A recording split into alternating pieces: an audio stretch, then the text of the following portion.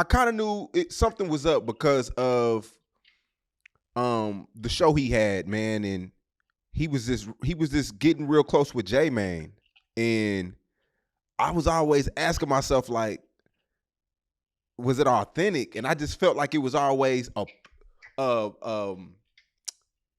was always something else of why he was doing it. What do J Mane do? He rap, or he just trying to sell cereal, stale cereal? He's like a comedian, I guess. What was he before then? A killer? I don't think he's a killer. Was he a gang member? Yeah, he was with FBG Duck and them. So he was a groupie, part of the FBG group. Couldn't rap. He was a comedian. What made him famous for Durk and them to want to pull at him? Just FBG? I think he was on his pushing peace movement, and that's when Durk came along and wanted to push the movement as well. Why not King Yella? King Yella seemed more sincere with pushing peace. Yeah, King Yella was the first one. He shot a video in 2016 pushing peace, and that's when they tried to kill him at the video shoot. So that's the nigga you go, if you really sincere about pushing peace, and I don't like King Yella, don't like nothing about it with scribble scrabble on his face. If you really sincere and you from Chicago and you sincere about pushing peace, how you not gonna go to the pioneer of this? He's the pioneer of drill music rappers pushing peace. You go get your pioneer because he trailblazed that fur. You don't go get the goof troop J Mane. Nobody can take J Mane serious because when he gets you on the platform, he whooping you. It's hard to take that serious with pushing peace and whooping, and you got all these mothers that's still in pain. You got a with a cereal box talking about pushing peace. Man, go get that nigga who almost lost his life and put his life on the line for pushing peace if you're really serious. If you're really serious. Don't get the cereal box. That's a clown that's gonna get the last. So now, man, I think J Mane took a lot from your book. I think he seen a character and he mixed the real life with the character. He used to try to book me all the time. He used to call me out. I would never respond to him. I would never respond. Why? Because I didn't take him serious. I ain't taking no nigga serious with a cereal box in his hand every day. That's a boy to me. That's a boy. I'm looking, nigga, I want to sit down and have some substance. I ain't finna sit down no nigga whooping. Whoop, whoop. And I gotta ask you the whoop question. Man, nigga, I ignored that nigga that nigga called me about 10 times. Man, I wouldn't even respond to that nigga. V tried to plug me in with him. Nina tried to hook me. Man, I'm not doing nothing with that nigga. I'm gonna keep a cereal box with him. I'm gonna take him serious. So had you, man, I sit down with a King Yella. Even though you don't like him? Yella. But I wouldn't sit down with a Mane. But he come along after everybody died, then went to jail. And I don't see him pushing peace. I see him pushing his platform and trying to get his cereal sold. I don't see him back in Chicago, reaching back to the mothers who have buried their children. If you really pushing peace, you have to go back and get JoJo and their mama. All them kids who gonna die, Tuka mama. That's where the peace come from. They pain, they voice, they tears, they hurt. That's what healed the peace, niggas. That's why I put the murder change me event together, nigga, because that's what brings the healing. That's what mama and them talking. Not the niggas who once was a part of it. Yeah, they come along with mama and them, but you can't separate the street and leave mama and them out of it. Because that's what make us listen, man, them turtles. You was there, man. You saw how, man, that room was some powerful shit. Yeah, it was. Yeah, Rainwater fucked up trying to sell it and make it about money, but nigga, that was some powerful shit. Oh, my bad, shit. That was some powerful shit. So, homie, you go back and get those mothers and find a way, you find a way to create a platform, homie, that helps them heal. Their healing is what brings about our convictions to feel bad about being a part of this. But talking to the killers, when they got a platform that's paying them, when the cameras come on, everybody playing. These niggas playing. They got a cereal box. They went, homie, so now go get the real pain of that community. Mothers who have lost children that we don't know nothing about. There's other people that died out there, homie, but behind this. that we don't know nothing about, but they mothers, they children, they brothers, they sisters. Men, go tap into that pain of Chicago and watch you get peace. But they're not tapping into the pain of Chicago. They tapping into the entertainment side of Chicago.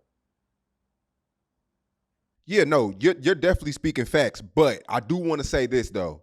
He has sat down with people in the same room as him, interviewed people who they probably would have killed each other 10 years ago. So that was a big step. In the name of content creation, where we get a check. And we joke around and doing it. You don't, homie, two people who wanted to kill each other 10 years ago don't heal the community by them sitting down. That's why the truces never mean anything. That's why when the gangs come together, because they ain't lost nothing. They lost a homeboy. A homeboy crying compared to a mama crying. Come on, that's a whole different weight on the scale.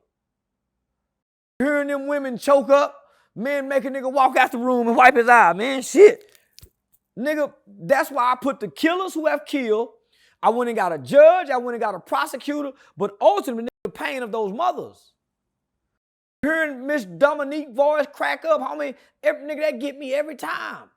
Watching Mama Duck break, that get me every time.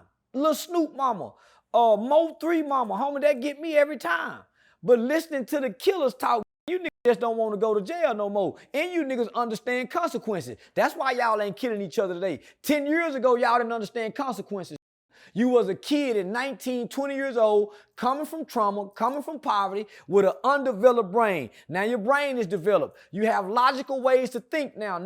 And you understand if you do this, you going to jail. Compared to when your brain was undeveloped, you knew it was wrong, but you didn't have a full understanding of what you were really doing and the consequence of what you do. Now you understand consequences. It's easy not to kill now, scared ass. You understand consequences now. So that's why I troll the grown street niggas online. I do not bother young niggas that'll kill you because I know they don't understand consequences. They don't understand 17, 19 years old, if I kill you, I'm going to get caught. They still think they can get away like the video game. On Grand Theft Auto, when they outrun the police and go hide and put the code in and it reset and the siren go off, the 19, 20-year-old think life is like that. But the nigga 27, 28, 30, the Lil Durk them age, now that they understand consequences, now they want to put on the kufi hats, they want to take their shahadas, all that shit, because they understand consequences. But you can't avoid killing. If you done killed before, nigga, that shadow will linger over your head till you die. I definitely get what you're coming from. I definitely, I think you are a pioneer in the YouTube space to where a lot of these people, the Ant Glizzies, the J Manes, they all watch you. So I feel like, J Mane could do a better job at pushing peace, but I also feel like a lot of these people are watching you. They feel like they have to get in character. I didn't start out in character, homie. I started out in character because when I wasn't in character, nobody was paying me no mind. I was traveling to Washington, D.C. every year, man, with the campaign Fair Sentencing of Youth, the Incarcerated Children's Advocacy Network. I was working with mothers of crime violence, gun violence. So I wasn't in character with them people. I wasn't my first interview with you, I wasn't in character. The second interview with you, I wasn't in character. The third interview with you, I wasn't in character. When I was getting on Uzi Vert and Gilly about pop, I wasn't in character, homie. The character came later when they kept talking about my dreads. The character came later, homie. But initially, those were my convictions as a man, as a black man, as a father, as a youth advocate, as a school mentor. So those were my convictions. The character came once I started understanding the internet, that the algorithm don't embrace this. So I'm saying it's hard for these mothers. It's hard for the people who, homie, the character was strictly for monetization. Once I created the character, I was no longer interested in trying to solve these issues in the community because I feel like I'm not a savior. And I didn't want to be a savior. I didn't want that burden anymore, homie. I got tired of, it's a burden to carry, my nigga. It's a real burden that you have to carry when you care about black people. And I didn't want to carry that burden anymore. So My only prayer was, man, God, please don't let my heart be hardened toward my own people. God, I don't want the bird. Man, why do I care so much? Why do I curl? Man, I didn't want to keep caring, man. So I had to find a way not to curl. I want to care about my kids. Nigga, I'm caring way more about helping my community in my financial situation and being able to pass something down to my kids. I didn't want to be like Dr. King, my nigga. He was a man, no. I didn't want to be like Malcolm, nigga, where I curse so much, I die broke. Nigga, kill me, man, f that, nigga. So I created the character out of disdain, out of anger, so I don't become hateful. And nigga became my outlet. F you bitch ass nigga. And I can come out of character and say, man, shit, I'm just playing. I don't really care about that shit. So when you hear me say, nigga, half the shit you see me talking about, I don't care about no more, nigga. I cared in the beginning. When I came to the internet and I realized that they idolize these niggas, they shaming a nigga that's coming from the community, working, oh, he a snitch. I ain't no snitch, but I will call the police. I'm a law-abiding. Once I realized that they couldn't I didn't want that. I didn't want to curl my nigga. I don't want that burden of care. So God answered my prayers and freed me, my nigga. I don't care no more.